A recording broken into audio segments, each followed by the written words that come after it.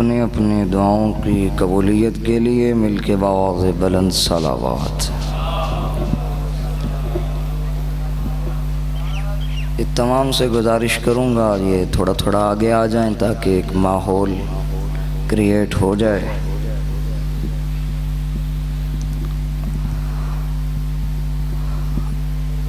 جتنے بھی مریض ہیں تمام مریضوں کی شفا یابی کے لیے بھی مل کے بآواز بلند صلوات۔ جتنے بھی بے اولاد ہیں بالخصوص شفقت عباس صاحب اور جن کو میں نہیں جانتا تمام کی اولاد نرینہ کے لیے بھی صلوات پڑھ لیجئے۔ فرزند زہرا حضرت بقیت اللہ العظم کے ظہور کی تعجیل کے لیے اور اپنے مولا و آقا کی صحت و سلامتی کے لیے بھی صلوات پڑھ لیجئے۔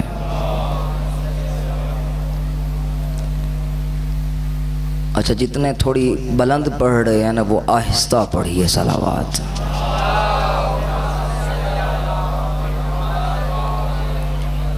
یہ بہت بلند تھی، اس سے بھی تھوڑی آہستہ صلوات پڑھیے۔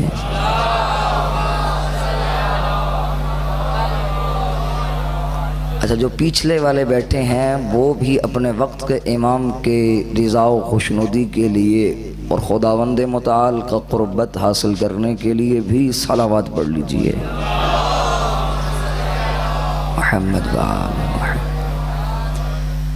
سب سے پہلے میں آج ہر بانی سے، مجھے نہیں معلوم کہ کتنے بانیان یہاں تشریف فرما ہیں، ان سب سے گزارش کروں گا ہاتھ باندھ کے مجلس عزا کروانے سے پہلے 2 رکعت نماز پڑھ کے حقیقی بانی فرش عزا فرزند زہرا کو بلا لیا کرو، کہا کرو مولا ہر ایک کے لیے تو میں نے اشتہار لگوائے لیکن آپ کو مصلی عبادت پہ بیٹھ کے دعوت دے رہا ہوں، جہاں کہیں بھی ہو اس مجلس میں ضرور آیا کرو تاکہ آپ کی یہ جو مجلس میں نے آپ کو پرسہ دینے کے لیے رکھوائی ہے، آپ کے آئے بغیر میری مجلس کی قبولیت نہیں ہوگی۔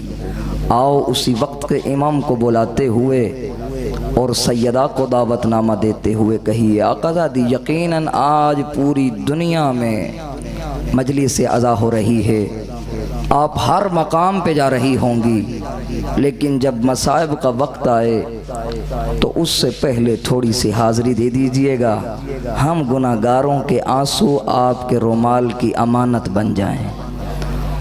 اسی سیدہ کو دعوت نامہ دیتے ہوئے بھی صلوات پڑھ لیجئے۔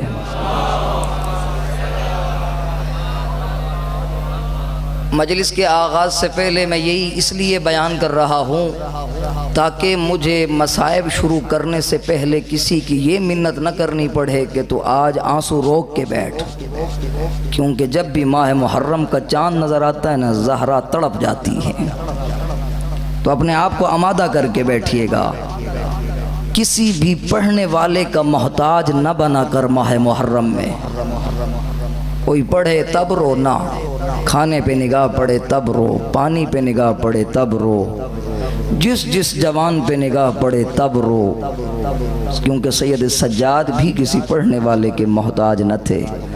آؤ اسی امام کو بھی بلاتے ہوئے جو 35 سال اپنے بابا کو خون رویا، اسے کہو مولا آج کسی بھی مقام پہ ہو تھوڑی دیر کے لیے آ جاؤ، یہاں اس مقام پہ ہم عزادار آئے بیٹھے ہیں، ہمارا پرسہ لینے آ جاؤ۔ اسی امام کو بلاتے ہوئے بھی صلوات پڑھ لیجئے۔ صلی علی محمد۔ اپنی توجہ کو بہتر بنانے کے لیے مل کے ایک بلند ترین صلوات پڑھیے۔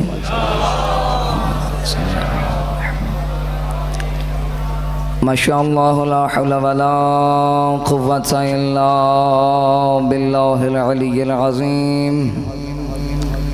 اعوذ باللہ من الشیطان اللعین الرجیم، بسم اللہ الرحمن الرحیم۔ الحمدللہ رب العالمین والعاقبۃ للمتقین والجنۃ للمؤمنین والنار للمنافقین۔ الصلاة والسلام على أشرف الأنبياء والمرسلين أبي القاسم محمد. الحمد لله الذي جعلنا من المتمسكين بولاية نور الله أذن الله عين الله يد الله أسد الله الغالب على كل غالب علي بن أبي طالب صلوات. قال رب اشرح لي صدري ويسر لي أمري واحلل عقدة من لساني يفقهوا قولي. قال الله تبارك وتعالى في كتابه المجيد وفرقانه الحميد وقوله الحق. بسم الله الرحمن الرحيم. الحمد لله رب العالمين الرحمن الرحيم مالك يوم الدين. إياك نعبد وإياك نستعين. اهدنا الصراط المستقيم صراط الذين أنعمت عليهم غير المغضوب عليهم ولا الضالين. صلوات. قال رسول الله صلى الله عليه وآله وسلم من بكى أو أبكى أو تباكى وجبت له الجنة. صلوات. بارگاہ رب العزت میں التجا کرتے ہیں کہ مالک ہمارا اپنی بارگاہ میں آنا قبول و مقبول فرمائے، ہماری خطائیں معاف فرمائے، ہماری حاجات کو روا فرمائے، جتنے مریض ہیں انہیں شفا عطا فرمائے، جتنے بھی اولاد ہیں اولاد نرینہ سرفراز فرمائے، جنہیں اولاد عطا فرمائی ہے نیک و صالح تربیت کرنے کی توفیق عطا فرمائے، ہمارے مولا و آقا کے ظہور میں تعجیل فرمائے، ہمارے امام کو ہم سے راضی فرمائے، ہمیں وارث زمان کی حقیقی معرفت عطا فرمائے، اسی معرفت کے ساتھ گریہ کرنے کی توفیق عطا فرمائے، اور قبر کی پہلی رات علی ابن ابی طالب مولا کا مہمان قرار دے، ہماری تمام دعائیں قبول فرمائے۔ تمام دعاؤں کی قبولیت کے لیے، تمام حاجات کی برابری کے لیے مل کے بلند ترین صلوات پڑھ لیجئے۔ نعرہ تکبیر۔ ایسے نہیں، ہر بندہ اپنی عقیدت بھرے جملوں سے، اپنی عقیدت بھرے اور سمندر میں ٹھاٹھے مارتا ہوا توحیدی نعرہ نعرہ تکبیر۔ الحمدللہ، یہ وہ نعرہ ہے جو علی فخر سے لینا پسند فرماتے تھے۔ نعرہ تکبیر۔ کسی مشرک کو شکست دینی ہوتی تب بھی علی اسی نعرے کو اسی جوش سے لیتے تھے اور ہر ایک کو بتاتے تھے علی اللہ کے دشمنوں کا قاتل ہے۔ نعرہ تکبیر، نعرہ رسالت، نعرہ رسالت۔ اگلا مجھے بتانے کی ضرورت نہیں ہے کس انداز سے، کس نے، کسی محبت سے، کسی ولایت کے نور سے، کسی ملنگ نے، کسی حلالی نے، کسی مبالی نے کس انداز سے لینا ہے، ہر بندہ اپنے عقیدے کے مطابق لے گا۔ نعرہ حیدری۔ سامعین دی وقار، محبان آل اطہار، موالیان حیدر کرار، عاشقان عباس علمدار، سرمستان باب ولایت کرار، غلامان بطول۔ اجازت ہے گفتگو؟ آپ میرے ساتھ بولیں گے تب ہی یہ ہم اس مرحلے کو اگلے مرحلے میں داخل کریں گے۔ عزیزان گرامی قدر، سب سے پہلا جملہ آپ کی خدمت میں صرف کرنے لگا ہوں۔ تمام تعریفیں ہیں اس مدبر الامور کی بارگاہ عظمت پناہ میں کہ جو رات کے تاریک جبڑے سے صبح کی زبان کو برآمد کرتا ہے۔ بولنا ہر بندے نے ہے، ہر بندے کا عقیدہ بولے گا۔ تمام تعریفیں ہیں اس خالق کے لم یزل ولم یزال کے لیے جو رات کے تاریک جبڑے سے صبح کی زبان کو برآمد کرتا ہے اور شکم مشرق سے سورج کو اس طرح نکالتا ہے جیسے ابھی ابھی پیدا ہوا ہو، اور پھر مغرب کے اس آفتاب کو اس کے کرنوں کے قافلے کے ساتھ مغرب کے قبرستان میں ایسے دفن کرتا ہے جیسے کبھی نکلا ہی نہ ہو۔ ہر بندہ جو آخری بندہ بیٹھا ہے اس بندے تک میں آخری جملے پہ دیکھوں گا کون سا بندہ ہے جو ہاتھ باندھ کے بیٹھتا ہے، ولائی پرچم والے ہاتھ لے کے بیٹھے اور ہاتھ باندھ کے بیٹھے۔ بابا عرش پہ بھی جا کے ان جملوں کی داد دی جائے تو کم ہے۔ فرماتے ہیں تمام تعریفیں ہیں اس خالق مدبر الامور کے لیے جو اس آفتاب کو اس کے کرنوں کے قافلے کے ساتھ مغرب کے قبرستان میں ایسے دفن کرتا ہے جیسے کبھی نکلا ہی نہ ہو۔ فرماتے ہیں پھر رات کی تاریک چادر اوڑھا کر پھر آپ تاروں کی گل پاشی کر کے یہی بتاتا ہے سورج ڈبونا بھی میں جانتا ہوں، سورج نکالنا بھی میں جانتا ہوں۔ ہر بندہ اللہ اکبر اللہ اکبر یا رسول اللہ یا رسول اللہ۔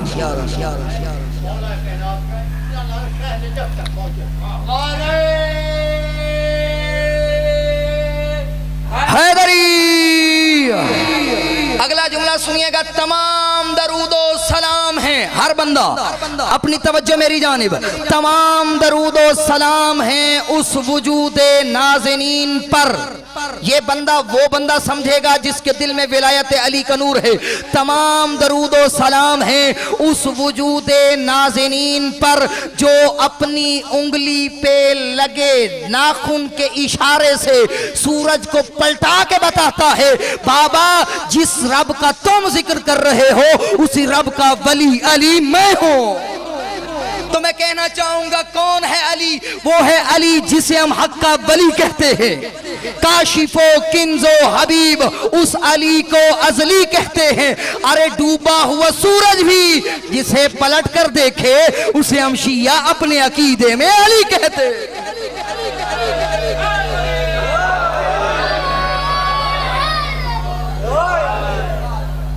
اجازت ہے اگلے جملوں پہ جائیں؟ توجہ ہے میری جانب؟ تو عزیزان گرامی قدر میں نے آپ کے سامنے اللہ رب العزت کی لا ریب کتاب میں سے اس سورہ کا انتخاب کیا ہے جس کی ابتدا بھی علی ہے، جس کی انتہا بھی علی ہے۔ کوئی بندہ مجھ سے یہ کہنا چاہے قبلہ صاحب ابتدا علی سے کیسے، انتہا علی پہ کیسے؟ تو بابا جو سورت میں نے تلاوت کی ہے اللہ نے اسی سورت کو ہر بندے کے لیے واجب قرار دیا ہے، چاہے کسی بھی مذہب سے ہو۔ بابا 5 نہیں 10 مرتبہ روزانہ اسی سورت کی تلاوت کر تاکہ تجھے ابتدا میں بھی علی یاد آئے۔ جس بندے کو سمجھ نہیں آئی نا کوئی بندہ کہ قبلہ صاحب علی کس طرح، تو میں کہنا چاہوں گا اس سورت کا نام ہے فاتحۃ الکتاب۔ اسی سورت کو یعنی سورہ الحمد کو فاتحۃ الکتاب بھی کہا جاتا ہے، ام الکتاب بھی کہا جاتا ہے۔ سارے مفسرین جتنے بھی مذاہب کے ہیں سب نے یہی لکھا ہے، اسی سورت کے ذریعے سے اللہ نے پورا قرآن سمجھایا۔ یہ سورت ام الکتاب ہے اور باقی پورا قرآن اس کی تفصیل ہے، اور اللہ نے اسی کتاب کے پہلے ہی نقطے میں علی کو رکھ دیا ہے۔ سنو کہ جس کے دل میں علی نہیں ہے کچھ چھوڑ بھی دیتے ہیں، جن کو علی اچھا نہیں لگتا اللہ کہتے ہیں نا تو کعبے کی طرف منہ کر تب بھی علی یاد آئے گا، تو اس سورت کی تلاوت کر تب بھی علی یاد آئے گا۔ ہر بندے نے بولنا ہے کس طرح پورے قرآن کا دل سورہ یاسین ہے، اور یاسین کا دل سورہ فاتحہ ہے، اور فاتحہ کا دل بسم اللہ ہے، اور بسم اللہ کا دل با کا نقطہ ہے۔ اور علی فرماتے انا نقطہ تو تحت البا، میں اسی با کے نیچے لگنے والا نقطہ میں علی ہوں۔ اگر کسی نے قرآن سمجھنا ہو تب بھی با سے سمجھے، اور کسی نے علی سمجھنا ہو۔ بندے کہتے ہیں نقطوں کا کام کیا ہوتا ہے؟ پہلے نہیں لگائے جاتے تھے، پھر بعد میں لگنا شروع ہوئے، کیونکہ اللہ جانتا تھا۔ کچھ لوگ سوال کرتے ہیں یہ جو اللہ نے ولایت والی آیت نازل کی ہے اس کا سورہ مائدہ سے کیا تعلق تھا؟ بابا اللہ جانتا تھا اگر میں اسے اسی مقام پر رکھ دوں تو کچھ لوگ حذف کر لیں گے، تو اسی لیے اللہ نے نقطے بھی علی کے شاگرد سے لگوائے۔ جاگ رہے ہو جتنے بندے بیٹھے ہو؟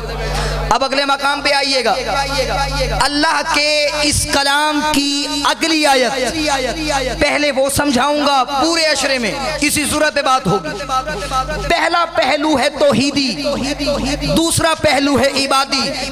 عبادی پہلو میں اللہ کہتا ہے بندے سے تو مانگ اہدنا الصراط المستقیم، میرا اللہ مجھے سیدھے راستے کی ہدایت دے۔ تو پھر آپ یہ کہنا چاہیں گے نا مالک اللہ جب نماز پڑھنا شروع کر دی، روزہ رکھنا شروع کر دیا، حج کرنا شروع کر دیا، امر بالمعروف بھی کرتا ہوں، زکوٰۃ بھی دیتا ہوں، خمس بھی دیتا ہوں، پھر ہر روز کیوں کہلواتا ہے؟ خدا کہے گا او میرا بندہ اس طرح خیال کیا کر، بندے بھول جاتے ہیں، بھولنا بندوں کی عادت ہے، لیکن میں یہ چاہنا چاہتا ہوں کہ بندے مجھے ہر لمحے اس طرح یاد کریں، کیونکہ علی بھی اسی طرح یاد دلواؤں تاکہ کوئی بندہ راہ راست سے بھٹک کے جاگ رہے ہو جی۔ اسی لیے زرارہ نے امام سے پوچھا مولا بتائیں تو صحیح کون سا ایسا موضوع ہے جسے بندہ اپنائے اور دل خوش ہو جائے؟ فرمایا لم یناد بشیء مثل ما نودی بالولایہ، فرماتے علی کی ولایت سے بڑھ کر کوئی ایسا موضوع نہیں جس پہ بندے مطمئن بھی ہوں اور چہرے پہ مسکراہٹ بھی آئے۔ آخری بندوں کو سمجھ آ رہی ہے جی؟ ہاتھ اس طرح باندھے ہوئے ہیں بابا ہم باندھ کے کبھی دنیا میں آئے تھے، جاگ دے بیٹھے ہو؟ صلوات پڑھیے مل کے بآواز بلند۔ تو عزیزان گرامی قدر مولا سے پھر اس نے پوچھا، زرارہ نے کہا مولا مجھے بتائیں تو صحیح اسلام کے بنیادی ارکان کتنے ہیں؟ امام نے فرمایا اول نماز، دوسرا روزہ، تیسری زکوٰۃ، چوتھی حج، پانچواں ولایت علی۔ جیسے جو سنت ہے نا پانچواں ولایت علی، زرارہ سے نہا نہ گیا، کہنے لگا مولا ان میں سے افضل کون سی ہے؟ امام نے فرمایا لِأَنَّهَا افضل ولایت علی ابن ابی طالب، او زرارہ سن ان سب میں علی کی ولایت افضل ہے۔ اس نے کہا مولا پھر بتائیں تو صحیح یہ نماز افضل کیوں نہیں ہے؟ کہا نماز سفر میں قصر ہو جاتی ہے، بندہ آدھی پڑھے تب بھی قبول، علی کی ولایت نہ آدھی چلتی ہے۔ کہا مولا روزہ سارا دن بھوکا، مولا یہ افضل کیوں نہیں؟ کہا جب بندہ سفر میں ہو اللہ کہتے ہیں چھوڑ دے، لیکن اس کے چھوڑنے سے ولایت نہیں جاتی۔ بندہ تھوڑا سا ولایت سے ہٹا اللہ کہتے ہیں تیرا اب ٹھکانہ جہنم ہو گیا۔ کہا مولا پھر بتائیں تو صحیح جب افضل ولایت تھی اسے آخر میں کیوں رکھا؟ بندوں کی ترتیب بھی اللہ والی ہے، پہلے چھوٹے ذاکر یہ آپ کی نظر میں ہوتے ہیں، پھر بڑا، پھر اس سے بڑا، پھر آخر میں جو ہوتا ہے نا بڑا بڑا اسے پھر آخر میں اللہ نے بھی آدم سے لے کر خاتم تک سے پہلے نبی جتنے بھیجے تھے وہ سارے چھوٹے تحفے تھے۔ کہا آدم بھی نعمت ہے، نوح بھی نعمت ہے، شیس بھی نعمت ہے، لیکن ان سب پہ نعمتیں تمام نہیں ہوتی۔ مثلا میں ایک مثال دیتا ہوں، آپ کے گھر میں کوئی مہمان آ جائے، مہمان آپ سے کہتا ہے قبلہ آج کیا بنایا ہے؟ آپ کہتے ہیں آپ کے لیے ہم نے بریانی تیار کی ہے، وہ کہتے ہیں نہیں جی یہ نہیں کھانی، اچھا جی اور بھی قورمہ بھی تیار کیا ہے، وہ لے آئے۔ اسی طرح ہم بہت ساری ڈشز آ گئیں، چوتھی پانچویں ڈش پہ آپ نے کہا جی بس ہماری بس ہو گئی، جو نعمتیں تھیں ساری دے دی۔ آدم سے لے کر خاتم تک سارے آئے، اللہ نے بس نہیں کی۔ جیسے ہی غدیر میں اعلان ہوا اللہ نے کہا الیوم اکملتکم، اب بس، الیوم اکملت لکم، اب بس، ساری نعمتیں ختم۔ جس نے علی پا لیا اس نے آدم بھی پا لیا اور خاتم بھی پا لیا۔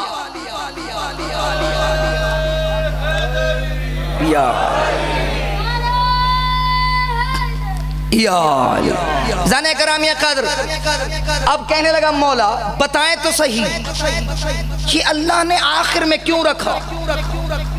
تو یقیناً امام نے فرمایا ہوگا اے بندہ خدا ذرا سن تو صحیح، اللہ جب کسی بندے کو 5 بیٹے دیتا ہے نا، بندہ جب پہلے کی شادی کرتا ہے اس سے تھوڑا سا حصہ دیتا ہے، شادی کرنے سے پہلے موٹر سائیکل مانگے تب بھی دیتا ہے، پھر گاڑی مانگے اگر اوقات ہو وہ بھی دے دیتا ہے، اگر اس سے بھی کوئی اور اوقات ہو تو بندہ پراڈو لے کے دے دیتا ہے۔ جب بندہ اور سب سے آخری چیزیں دینے لگتا ہے، پھر جب شادی کرتا ہے اس سے کہتا ہے یہ تیرا وراثت میں حصہ ہے، اسے لے کے گھر چلا جا۔ فرماتے ہیں اسی طرح اللہ نے آدم سے لے کر خاتم تک کے نبی دیے، سارے چھوٹے تحفے تھے۔ اللہ کہتا رہا آؤ لوگو سن لو، اس کے ذریعے بھی تم جنت جاؤ گے، اس کے ذریعے بھی تم جنت جاؤ گے، اس کے ذریعے بھی تم جنت جاؤ گے۔ لیکن جب علی کا اعلان کیا اب کہا میرا حبیب انہیں بتا دو، باقی سب تھے چھوٹے تحفے، جب تک اب علی نہیں مانو گے جنت نہ ملے گی۔ جاگ رہے ہو جی؟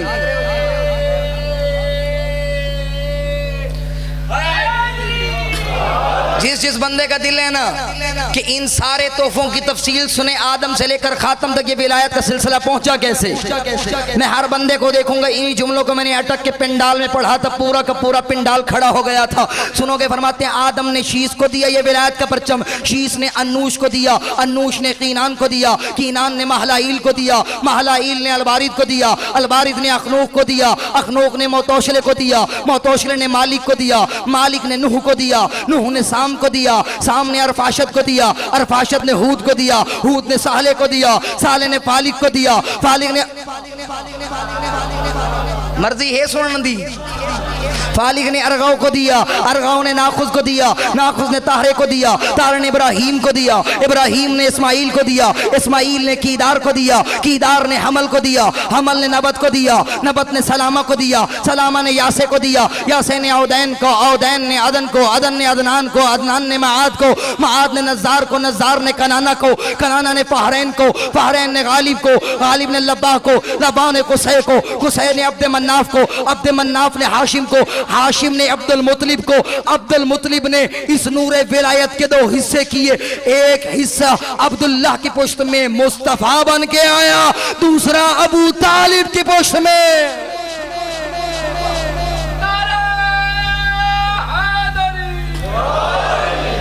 یہ سارے تحفے اللہ نے عطا فرما دیے، اور عطا فرمانے کے بعد کہا میرا حبیب ان بندوں سے کہہ دو باقی تحفوں پہ یقین رکھ، لیکن علی پہ 2 چیزیں رکھنی ہے، ایمان بھی اور یقین بھی۔ بندہ کہے جی میں ایمان رکھتا ہوں لیکن یقین نہیں ہے کہ مولا نے یہ سارے معجزات کیے تھے یا نہیں، گزارا چل ویسی۔ بابا اگر یقین نہیں ہے تو پھر مردے کو ہلا ہلا کے کیوں کہتا ہے سن، اسما افہم سن، سمجھ بھی صحیح تیرا پہلا بھی علی ہے۔ جاگ رہے ہیں جتنے میں یہاں ایک اعلان کر دوں اپنے بھائی علامہ صفی سجاد شرادی کا، جو پچھلے سال 1 ماہ محرم الحرام کو وہاں سے دنیا سے رخصت ہوئے، شہید ہو گئے اسی راہ صف اعظم میں۔ وہ یہی کہتے چاہتے تھے، ہر بندے کو یہی پیغام دیتے تھے، بابا یہ ممبر نہ غالی کا ہے نہ ممبر کالی کا ہے، جو علی کو اللہ سے افضل مانے ہم اس پہ بھی لعنت کرتے ہیں، اور جو علی کو اپنے جیسا جانے ہم اس پہ بھی لعنت کرتے ہیں۔ بات سمجھ آئی ہے جی؟ وہ کہتے تھے یہی درس ہم ہر مردے کو بتاتے ہیں، اسما افہم، اے مردہ سن سمجھ، جب تیرے رب کا سوال ہو کہنا اللہ ربی جل جلالہ، جب تیرے نبی کا سوال ہو کہنا محمد نبی جی، محمد میرے نبی ہے، جب تیرے علی کی ولایت کا اعلان وہاں اسی قبر میں مردے پوچھیں بتا من اماموں کا، تیرا امام کہنا ہے، پھر فرمانا یہاں ہر بندہ دیکھ کے بولے کہ کہنا پھر پریشان نہ ہونا، کہنا جو میرے قریب کھڑا ہے علی جن امامی، علی میرا امام ہے۔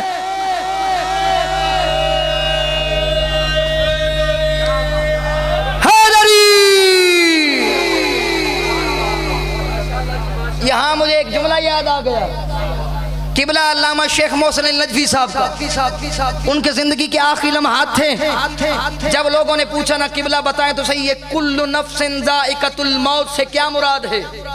ہر ذی روح نے موت کا ذائقہ چکھنا ہے.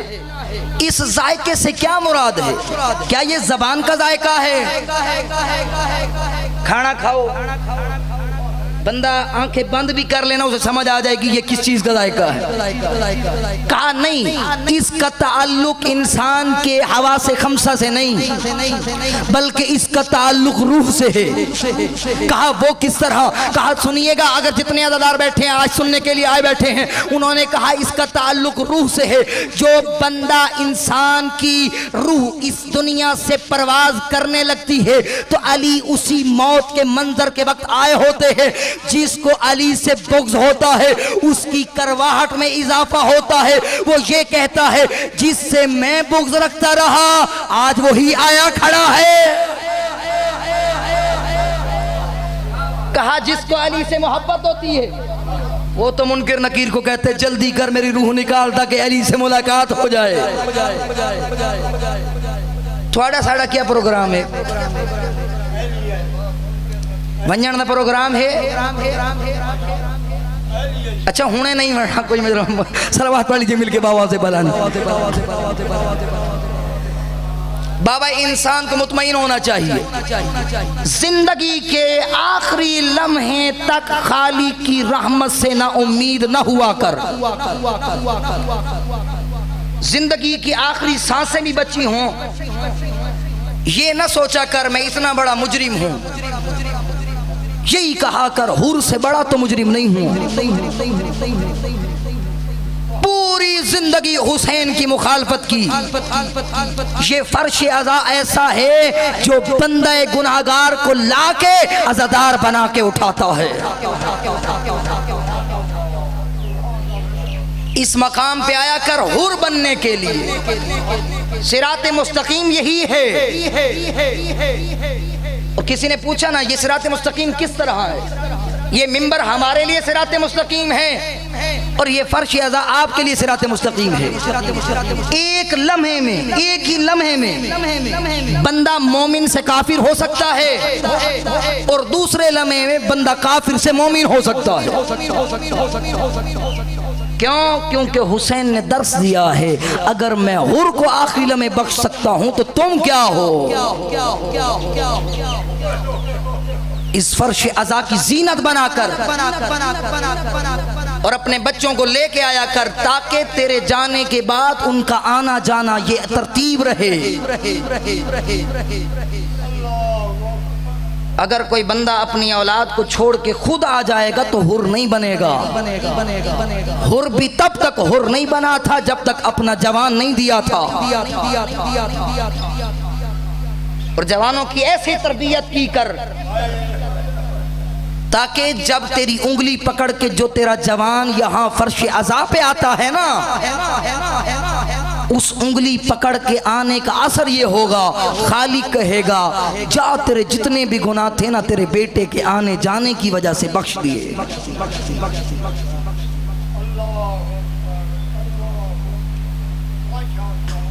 تو جتنے عزادار آئے بیٹھے ہو اپنے دل میں تمنا لے کے بیٹھا اور یہ صراط مستقیم ہے. اس صراط مستقیم سے ہٹا نہ کرو. کبھی بھی دل میں یہ خیال نہ کرنا کہ علی کی وجہ سے میں بخش دیا جاؤں گا. علی عادل امام ہیں. عبادت کے بغیر گزارا نہیں ہے. بندہ سمجھے کہ میں فقط علی علی کر لوں تب جنت میں چلا جاؤں گا. نا علی خود بھی آدھی آدھی رات کو مصلی عبادت پہ بیٹھا کرتے تھے. اگر تیرا اور میرا تعلق علی سے ہے تو پھر تیرا اور میرا بھی مصلی عبادت پہ آنا جانا رہے. پریشان تو نہیں ہے؟ بابا علی والا ہی تو ہوتا ہے جو آدھی رات کو اٹھ کے کہتا ہے مولا حسین تیرے اکبر کے بڑے ارمان ہیں. مصلی عبادت کو نہ چھوڑنا. عبادت کی بنا پہ علی کو نہ چھوڑنا. علی کی بنا پہ عبادت کو نہ چھوڑنا. دونوں لازم ملزوم ہیں. علی عبادت سے جدا نہیں، عبادت علی سے جدا نہیں۔ کچھ لوگوں نے یہ آپ کے ذہنوں میں غلط بات ڈالنی شروع کر دی ہے، بابا نعرہ مار جنت پار، یہ جملہ غلط ہے۔ فقط نعرے سے جنت نہیں جائے گا، کردار علی والا ہو، گفتار علی والی ہو، انسان کی زبان علی والی ہو، چلے تو لوگوں کو پتا چلے علی والا چل رہا ہے، بیٹھے تو پتا چلے ادب علی والا ہے۔ تیرے اور میرے کردار سے بو آنی چاہیے علی کی۔ جب ایسے منظر پہ فائز ہوگا نا، تب علی فرماتے ہیں عبادتیں تو کر، علی کی محبت دل میں تو رکھ۔ علی قبر کی پہلی رات اکیلا نہیں، اپنے 11 بیٹوں کے ساتھ تیرے استقبال میں آئے گا۔ فقط یہ ہے تیرا اور میرا کردار علی والا ہونا چاہیے۔ کوئی گل سمجھ آندی؟ پریشان تو نہیں میں تھی گئے بابا؟ یہی وجہ ہے علی کی ولایت دل کو منور کرتی ہے۔ یہ نہ سوچا کر میں نے آج تک زندگی کیسے گزاری، بلکہ اگر تو نے آج بھی ایک پودا اپنی اولاد میں یہ لگا دیا تو تیرا دل پھر بھی مطمئن ہو کے اس دنیا سے جائے گا۔ کیوں؟ کیونکہ انصار کہتے ہیں جب بھی ہمیں اپنے بچوں کا پتہ کرنے ہوتا یہ علی والے ہیں یا کسی اور والے ہیں۔ میں نے جملہ بدل دیا ہے اس منبر کی تہذیب میں، فقط جملہ یہ جملے قاری ظہور احمد فیضی نے اصل المطالب فی مناقب علی ابن ابی طالب میں لکھے ہیں۔ انہوں نے فرمایا کہ انصار کہتے ہیں جب بھی ہمیں اپنے بچوں کو چیک کرنا ہوتا یہ صراط مستقیم پہ ہیں یا غیر صراط مستقیم پہ، تو فرماتے ہیں قالت الانصار ان کننا لنعرف الرجل الى غیر ابیہ ببغضہ علی ابن ابی طالب۔ ہم اپنے بچوں کو چیک کرنا ہوتا ہم نام علی لیتے، اگر مسکرانے لگ جاتے ہمیں یقین ہو جاتا یہ ہمارا ہے ورنہ کسی اور کا۔ اور پنجابی کے ایک شاعر نے بڑا خوبصورت شعر لکھا ہے انہی جملوں کی روایت کے نیچے، انہوں نے کہا نبی پاک نے علم دا شہر ہے یارو، سمجھ آندی ہے جی؟ انا مدینۃ العلم و علی بابھا، میں علم کا شہر ہوں، علی اس کا دروازہ ہے۔ وہ فرماتے ہیں یہاں پنجابی کے ایک شاعر نے بڑا خوبصورت شعر لکھا، نبی پاک نے علم دا شہر ہے یارو، علی ولی او شہر دا باب ہے جی، جیڑا نہ مننے رتبہ حیدری نو سمجھو اندہ خمیر خراب ہے جی۔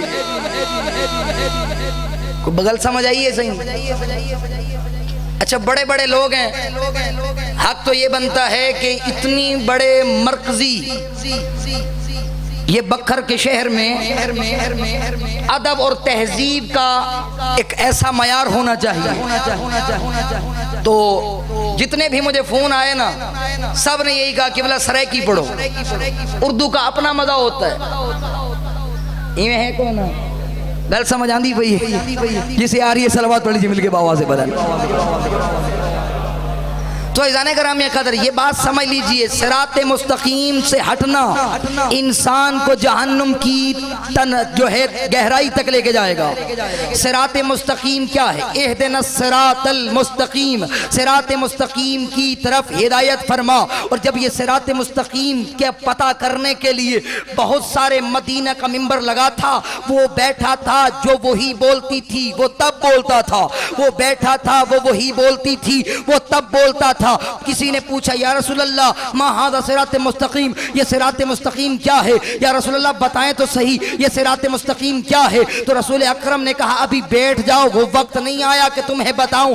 دوسری مرتبہ پھر بندہ کھڑا ہوا، کہا ابھی بیٹھ جاؤ۔ تیسرا بندہ پھر کھڑا ہوا، کہا ابھی بیٹھ جاؤ۔ ابھی تھوڑی دیر گزری تھی کہ مدینے کی اسی مسجد میں علی وارد ہوئے، پیغمبر نے اپنا پورا رخ علی کی جانب کیا، پھر لوگوں کو کہا اب پوچھو نا تمہارا سوال کیا ہے؟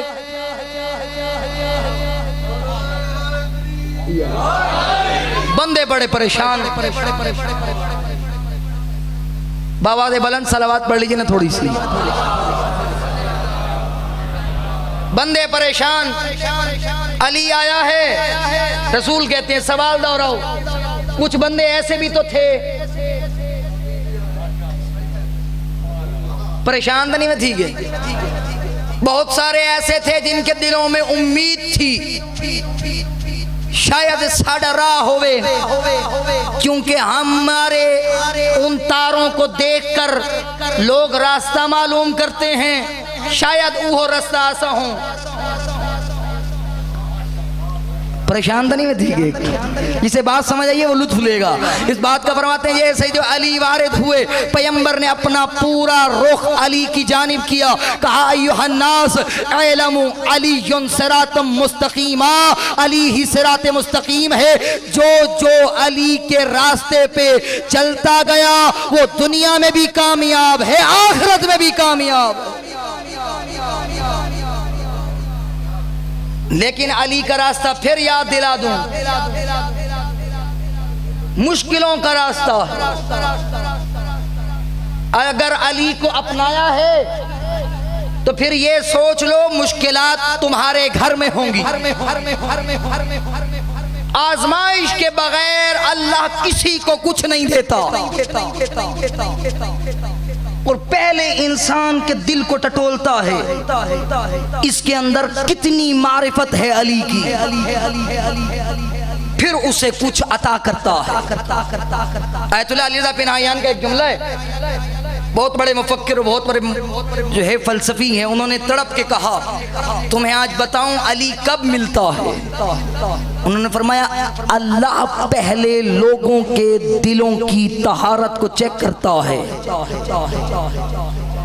جس کے دل کو مطہر و طاہر پاتا ہے اسی کے دل میں علی عطا کرتا ہے۔ آیت اللہ مومن حسین مومنی انہوں نے ان کے اس جملے کے بعد کہا کہ اگر کوئی مومن جس کو دل میں علی کی محبت مل جائے اسے اپنی اماں کا شکریہ ادا کرنا چاہیے۔ کہا اگر تمہاری ماں تم سے ناراض ہے، جتنے جوان بیٹھے تو پھر آج ہی جا کے اپنی ماں کے قدم پکڑ کے کہو اماں مجھے معاف کر دینا، کیونکہ تیری ناراضگی کے وجہ سے اب مجھے علی نہیں مل سکتا۔ جو بھی علی والا ہے آج ہر جوان کی منت کروں گا زندگی کی سانسوں پہ بھروسہ کر کے والدین کو ناراض نہ کرنا۔ بندہ کہے میں کل معافی مانگ لوں گا، پرسوں مانگ لوں گا، اس سے اگلے دن مانگ لوں گا، فرماتے ہیں نا، زندگی پہ بھروسہ کر کے گناہ بھی نہ کر، کیونکہ زندگی کی سانسوں کا کوئی بھروسہ نہیں، کب قبر کی پہلی رات آ جائے اور کب تجھے زہرا و علی کے سامنے شرمندہ ہونا پڑے۔ آج بھی وقت ہے تجھے تیار رہنے کے لیے۔ آج کی اس تمہیدی گفتگو میں انسان کو چاہیے کہ آج ہی دل میں توبہ کر لے، آج بھی بیٹھ کے یہی کہ مالک اللہ تیرے بارگاہ میں حر بننے کے لیے آیا ہوں۔ تو پھر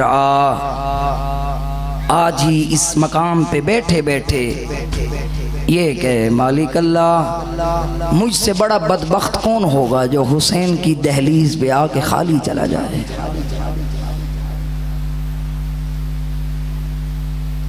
میں نے پہلے ہی عرض کیا ہے اپنے دل میں محبت اہل بیت کے نور کو خالی نہ کرنے دینا، اور اسے بھرنے کے لیے آنسوں کی ضرورت ہے۔ میرا دل چاہتا ہے کائنات کی پہلی مخدومہ کا ذکر کروں، کیونکہ کربلا کی پہلی اینٹ زہرا کے گھر پہ رکھی گئی۔ آیت اللہ شیخ وحید خراسانی تڑپ کے کہتے تھے اپنی آوازوں کو اتنا بلند کیا کر کہ کہیں تمہارے رونے کی آواز سے زہرا کی آواز بلند نہ ہو جائے، اور کہیں تڑپ کے یہ کہے عزادار تجھے کیا پتا پسلیوں کا درد کیا ہوتا ہے۔ جی بھر کے گریہ کرنا۔ میرا دل چاہتا ہے آج اتنا بندہ گریا کر کے جائے نا، ہر روز آنے سے پہلے آنکھوں سے آنسو ہوں، کیونکہ تم اس کے گھر میں آج رونے آئے ہو جس کا 72 جنازہ پڑا تھا، رونے والا کوئی نہیں تھا۔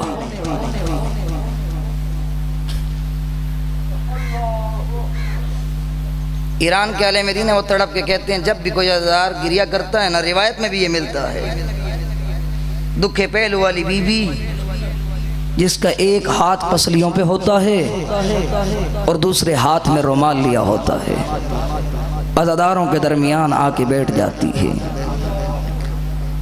تڑپ کے کہتی ہے عزادار تیرے آنسو رائے گاہ نہیں جائیں گے، جب قبر کی پہلی رات ہوگی نا، میں حسین کے دکھے پہلو والی اماں تڑپ کے آ کے کہوں گی میرا اللہ اسے کچھ نہ کہنا، اس نے دیکھا نہیں تھا ظالموں نے دروازہ جلایا کیسے۔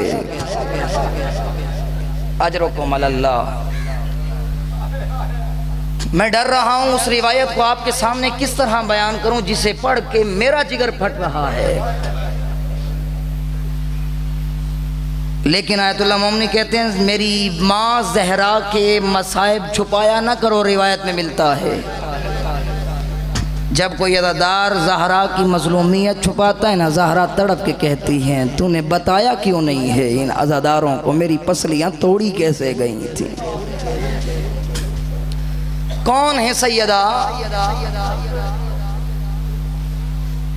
5 سال کی عمر ہے سیدہ کی، بی بی خدیجہ کا آخری لمحہ ہے، سیدہ خدیجہ کا سر رسول اکرم کی گود میں ہے، تڑپ کے کہہ رہے ہیں خدیجہ تو نے پوری زندگی مجھ محمد سے کچھ نہیں مانگا، آج اللہ کا نبی چاہتا ہے کچھ مانگ تاکہ تجھے عطا کروں، اصرار بڑھانا۔ میری آقا زادی نے اپنی بیٹی زہرا کی جانب اشارہ کیا، کہا یا رسول اللہ میری کوئی نارینہ اولاد نہیں ہے، اپنی آوازوں کو کھلا چھوڑ دو، میری کوئی نارینہ اولاد نہیں ہے، اللہ نے مجھے ایک ہی بیٹی دی ہے، میری ایک ہی خواہش ہے میرے بعد میری زہرا نہ روئے۔ مرحبا، آوازوں کو کھلا چھوڑ دو، کیونکہ یقیناً آپ نے جب دعوت نامہ دیا ہے نا تو زہرا آ چکی ہوں گی، اور آیت اللہ وحید خراسانی یہ روایت میں ہر روز پڑھوں گا تاکہ عزاداروں کو پتہ چلے تمہارا مقام کتنا بلند ہے۔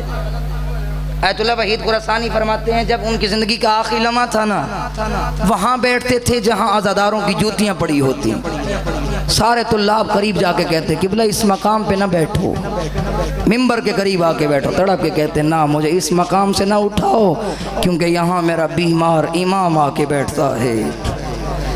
جب عزادار گریا کر کے جانے لگتا ہے نا، میرا بیمار امام دونوں ہاتھ ماتھے پہ رکھ کے کہتا ہے عزادار تیرا شکریہ، تو ہمیں پرسہ دینے آیا، لیکن جب پرسہ دینے کا وقت تھا کوئی تماچے مارتا تھا۔ عزادار تیرا شکریہ، تو ہمیں پرسہ دینے آیا، آو عزادارو۔ بی بی خدیجہ نے تو خواہش ظاہر کی، کیا اس خواہش کی تکمیل ہوئی؟ کیا ہوا؟ ادھر پیغمبر کا آخری لمحہ، حالت تبدیل ہے، پہلے رسول اکرم کی گود ہے، سیدہ کا سر ہے، اب رسول کا سر ہے، زہرا کی گود ہے۔ دیکھتی ہیں بابا کی حالت، اور کچھ لوگوں نے ہذیان کہا، زہرا برداشت کرتی رہی، کچھ لوگوں نے بابا کو کچھ کہا، زہرا برداشت کرتی رہی، لیکن تھوڑی دیر کے بعد دق الباب ہوا، دروازے کی عظمت دیکھنا، پھر دروازے کی بے احترامی سننا، تاکہ پتہ چلے نا عظمت کتنی بلند تھی۔ دق الباب ہوا، کون؟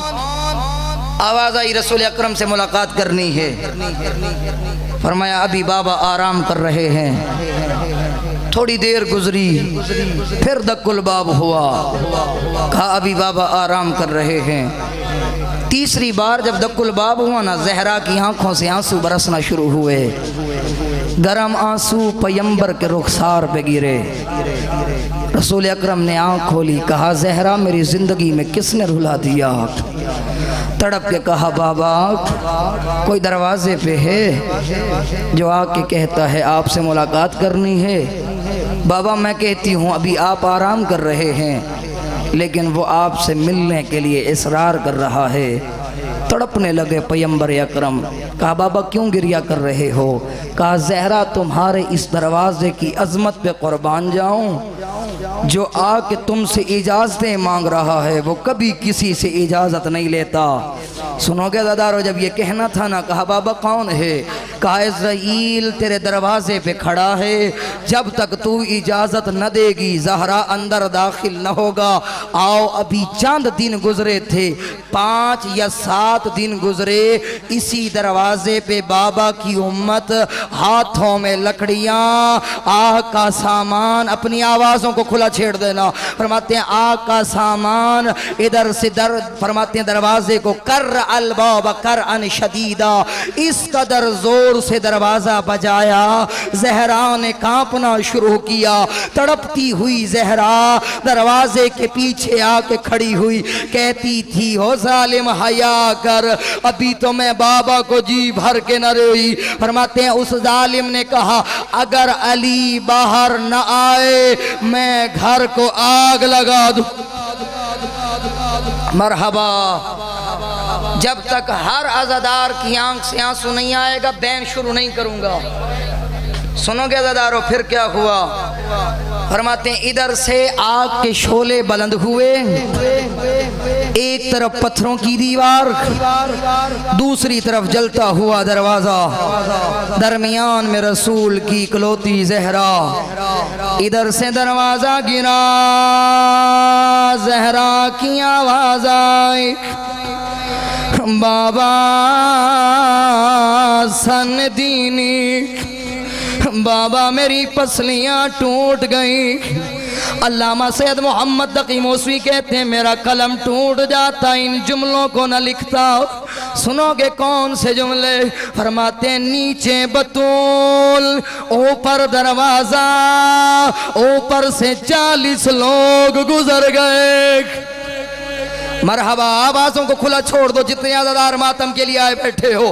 فرماتے ہیں نیچے بطول، اوپر دروازہ، اوپر سے 40 لوگ گزر گئے، نیچے زہرا تڑپتی رہی۔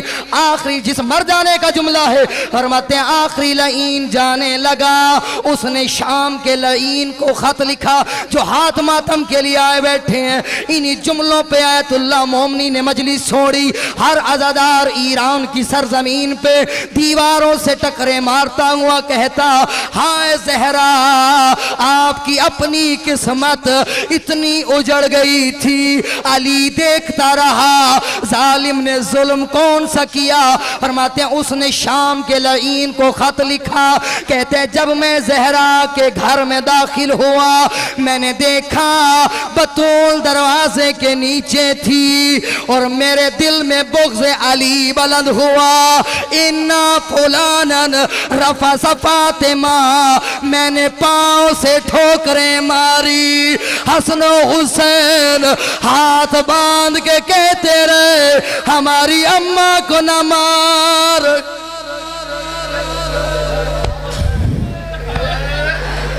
اجرکم اللہ، یقیناً مردو تمہیں معلوم نہیں ہونا یہ درد کیا ہوتا ہے۔ آیت اللہ جواد عاملی کے جملے ہیں، فرماتے ہیں اگر مرد کو سمجھ نہ آئے پسلیوں کا درد کیا ہوتا ہے، فرماتے ہیں ہاتھ کی انگلی ٹوٹے تو کتنا درد ہوتا ہے۔ ہر عزادار کہتے ہیں تھوڑا سا، کہا مجھے بتاؤ جب ہاتھ کی پسلیاں ہاتھ کی ہڈی ٹوٹ جائے اسے کتنا درد ہوگا؟ کہا قبلہ برداشت کے قابل ہوتا ہے۔ کہا بتا جس کی پسلیاں ٹوٹیں پسلیوں سے سانس آتا ہے، زہرا ہر سانس پہ کہتی الہی قد سیمت الحیاء، میرا اللہ زہرا زندگی سے اجرکم اللہ، کیا یہاں مصیبت ختم ہو گئی؟ فرماتے ہیں نا، جیسے لعین آئے تھے ویسے اوپر سے گزر گئے۔ فضہ نے آ کے زہرا کا سر گود میں لیا، کہا زہرا آنکھیں کھول، دیکھ فضہ گئی ہے۔ جیسے جو آنکھ کھولی، گھر میں نامحرموں کے قدموں کے نشان دیکھیں۔ کہا فضہ آئینہ علی، بتا میرا سرتاج کہاں چلا گیا؟ تڑپ کے کہا آپ کے سرتاج کے گلے میں رسی۔ مرحبا مرحبا، آوازوں کو کھلا چھوڑ دو۔ کہا آپ کے سرتاج کے گلے میں رسی ڈال کے لوگ بازار و دربار لے گئے۔ میری آقا زادی پسلیوں کا درد بھول گئی، محسن کی شہادت بھول گئی، آئی ہے وہاں جہاں حالت کیا تھی۔ علی گھٹنوں کے بل زمین پہ پڑے، تلوار علی کی گردن پہ تھی۔ تڑپ کے کہا یبن فلاں خلو ابن امی رسول اللہ، میرے چچا زاد کو چھوڑ۔ سنو گے دادار حسین نے کیا کیا؟ کہا کنفوز جلدی کر زہرا کہاں چھڑا؟ فرماتے ہیں اس لعین نے تازیانہ بلند کیا، زہرا کے ہاتھ پہ مارنا شروع کیا۔ میری آقا زادی نے تڑپنا شروع کیا، ابھی ہاتھ نہیں چھوڑا۔ آیت اللہ موسوی کہتے ہیں مر جاتا اس جملے کو نہ لکھتا۔ فرماتے ہیں اس لعین کا ہاتھ بلند ہوا، او زہرا کے رخسار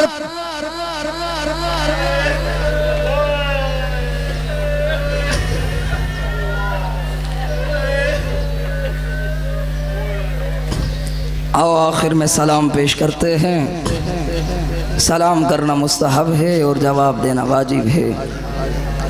جب بھی کوئی عزادار سلام کرتا ہے نا، دکھے پہلو والی بی بی تڑپ کے کہتی ہیں عزادار گھبرایا نہ کر، ادھر سے سلام لے کے میری آقا زادی ہمارے مرحومین کی قبروں میں چلی جاتی ہیں۔ مرحومین پوچھتے ہیں آقا زادی کیوں تکلیف فرمائی؟ تڑپ کے کہتی ہے تیرے بیٹے نے فلاں مقام پہ بیٹھ کے مجھ زہرا کو سلام کیا تھا، میں حسین کے دکھے پہلو والی اماں اس سلام کا جواب دینے آئی ہوں۔ جب میری آقا زادی وہاں اس مقام پہ جاتی ہیں نا تو سارے عزادار مل کے پرسہ دیتے ہیں، وہاں ایک اور مجلس ہوتی ہے، آؤ سارے مل کے اپنے آپ کو سلام کے لیے آمادہ کرو۔ کو السلام علیکم یا ایتھا المستہدع۔ صادق آل محمد سے پوچھا گیا مولا مستہدع کا کیا مطلب ہے؟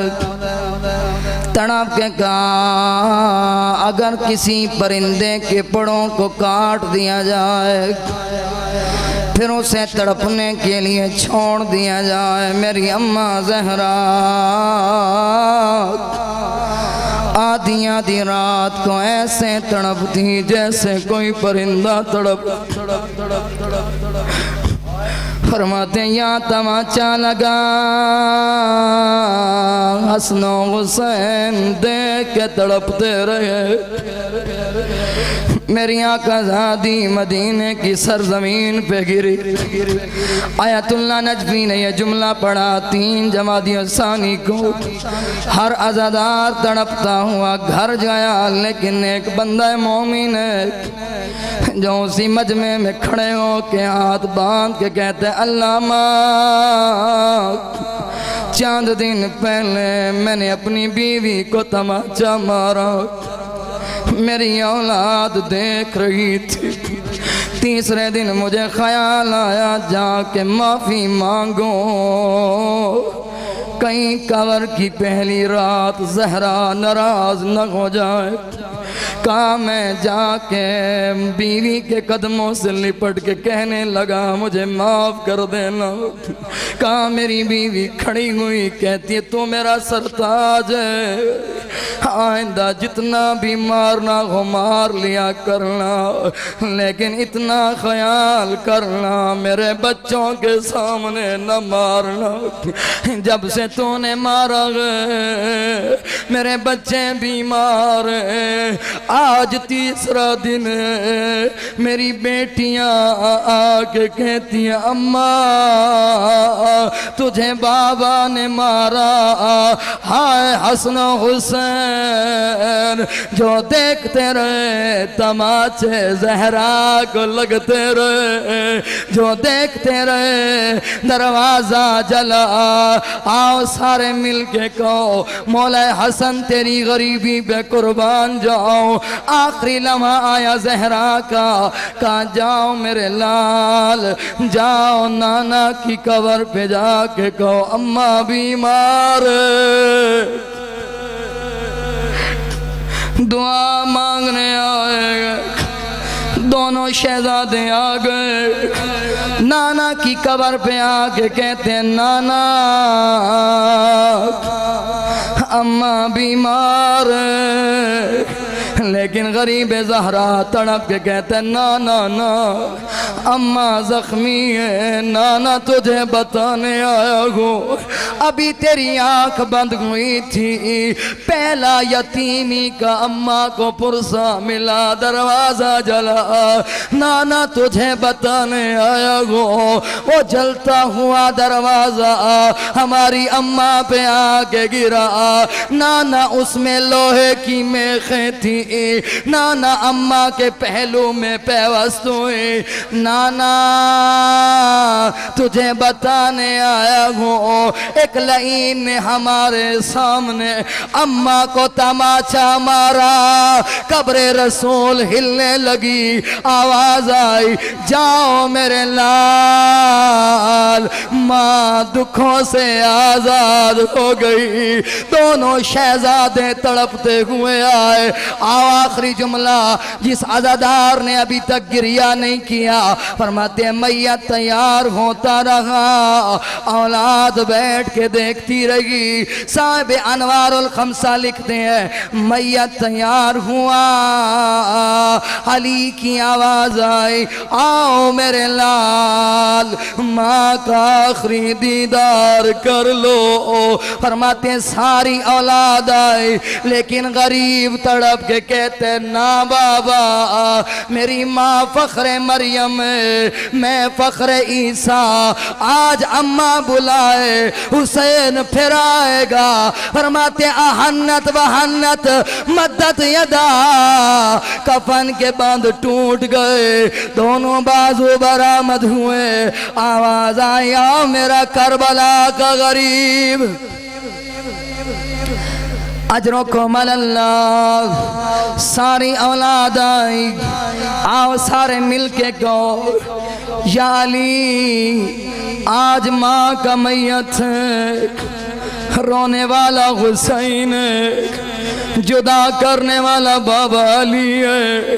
یا علی 61 ہجری کو کربلا میں آ, میت حسین کا ہوگا. رونے والی 4 سالہ معصومہ, وہ جدا کرنے والا بابے کا قاتل شمر کمینہ ادھر زلفوں میں ہاتھ ڈالے گا, وہ ظالم تماچے مارے گا. تڑپ کے کہے گی وہ ظالم حیا کر.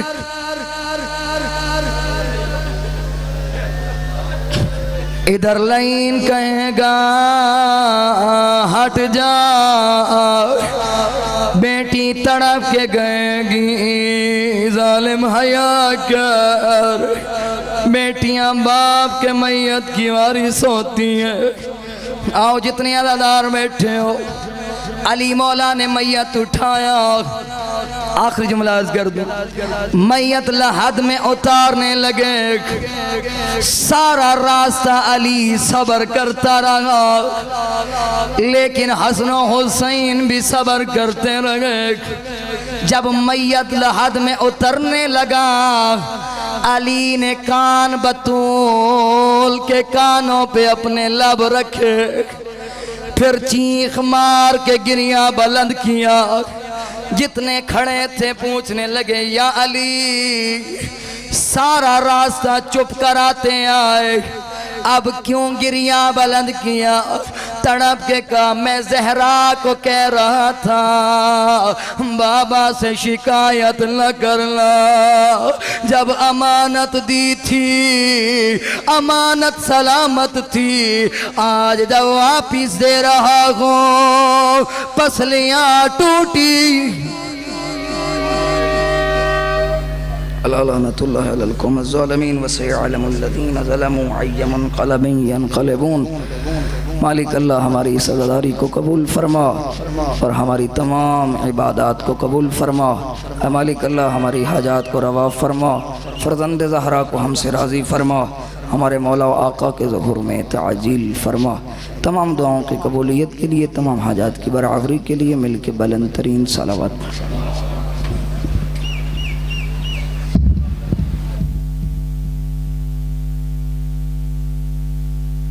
تمام مومنین سے گزارش ہے کہ مجلس کا آغاز